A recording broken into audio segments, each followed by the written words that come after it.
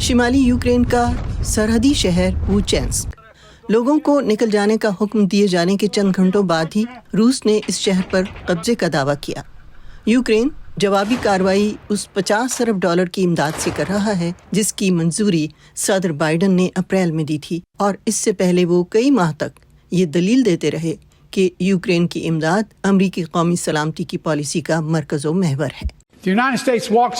اگر امریکہ پیچھے ہٹ گیا تو یوکرین خطرے میں پڑ جائے گا، یورپ خطرے میں پڑ جائے گا، آزاد دنیا خطرے میں پڑ جائے گی، اور وہ لوگ مضبوط ہوں گے جو ہمیں نقصان پہنچانا چاہتے ہیں۔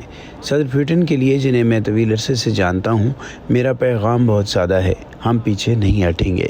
لیکن تجزیہ کار کہتے ہیں کہ صدارتی انتخابات میں خارجہ پالیسی کوئی مرکزی نقطہ نہیں ہے۔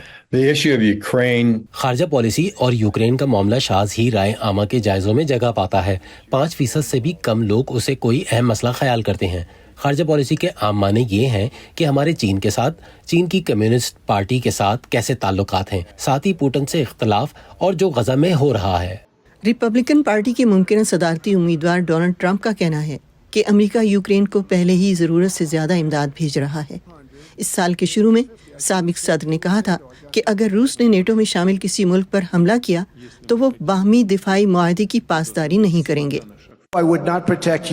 میں آپ کی حفاظت نہیں کروں گا۔ حقیقت یہ ہے کہ میں ان کی حوصلہ افزائی کروں گا کہ وہ جو چاہتے ہیں کریں۔ یہ پیغام ان ووٹروں سے مطابقت رکھتا ہے جنہیں امریکہ کے بیرون ملک ملوث ہونے پر تشویش ہے۔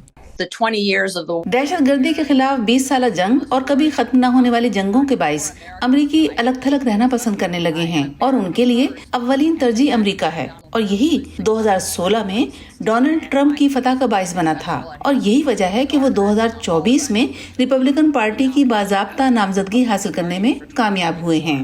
روس کے خلاف یوکرین کے دفاع کے لیے فنڈز فراہم کرنے کی مخالفت نے الیکشن کے اس سال میں بعض ریپبلکنز کو مشکل صورتحال سے دوچار کر دیا ہے، لیکن کئی ماہ کی تاخیر کے بعد امریکی ایوان نمائندگان کے اسپیکر مائک جانسن، جو ٹرمپ کے حامی ہیں، امداد کا بل منظور کروانے میں کامیاب ہو گئے۔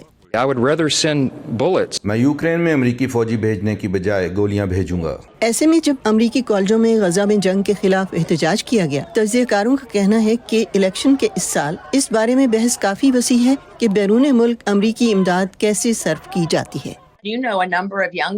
میں ایسے کئی نوجوان ووٹروں کو جانتی ہوں جو اس ملک میں اپنے تعلیمی قرضوں کے بارے میں خاص طور پر سوچتے ہیں۔ ہم کیوں اربوں ڈالر صرف کر رہے ہیں یوکرین اور اسرائیل کو اسلحہ فراہم کرنے کے لیے؟ کیوں ہم ان رقوم کو ملک کے اندر ان مسائل پر صرف نہیں کر رہے جن کے حل کرنے کی ضرورت ہے؟ کانگریس نے اپریل میں یوکرین کے لیے امداد کی منظوری دی تھی، جو امکان ہے کہ نومبر میں صدارتی انتخابات سے پہلے اس سال کی آخری کھیپ ہوگی۔ کیتھرین جپسن کی رپورٹ کے ساتھ مدثرہ منظر، وائس آف امریکہ۔